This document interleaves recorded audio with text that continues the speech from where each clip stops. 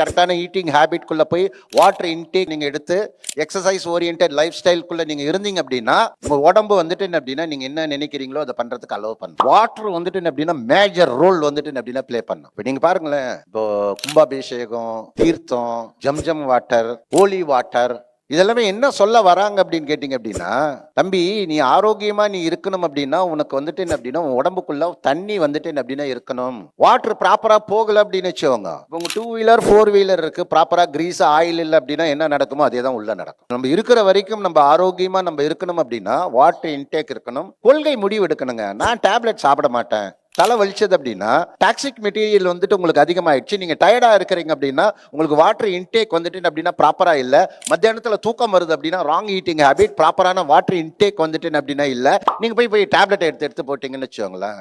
ஆக சிறந்த மருந்து எது அப்படின்னா தண்ணி தான். உபயோகமான வேலை, வருமானத்தை உண்டாக்கக்கூடிய வேலைகளை மட்டும் நீங்க பண்ணுங்கன்னு நான் சொல்றேன் நான். ஆனா அது நீங்க பண்ண போகும்போது உங்களுக்கு என்ன மைண்ட்ல ஃபர்ஸ்ட் வருது அப்படின்னா அப்புறம் பண்ணிக்கலாம், வருதா வரலையா? அதுக்கு வந்துட்டு காரணம் என்ன தெரியுமாங்க? பண்ணணும்னு தெரியுது, இங்க வந்துட்டு சொல்லுது, ஆனா உடம்பு ஒத்துழைக்கல. உடம்பு ஒத்துழைக்கலன்னா என்ன அர்த்தம்? உங்களோட பிரெயின் வந்துட்டு என்ன அப்படின்னா அன்ஹெல்தி பிரெயினா மாறிடுச்சு, துருபிடிச்சு போயிடுச்சு. நீங்க அதை ஷார்ப்பா வச்சுக்கிறதுக்கு வாட்டருக்கு ஈக்குவல் வந்துட்டு வேற எதுவுமே கிடையாது. நோய் இல்லாத மருந்து இல்லாத வாழ்க்கைக்குள்ள போகணும் அப்படின்னா வாட்டர் இன்டேக்.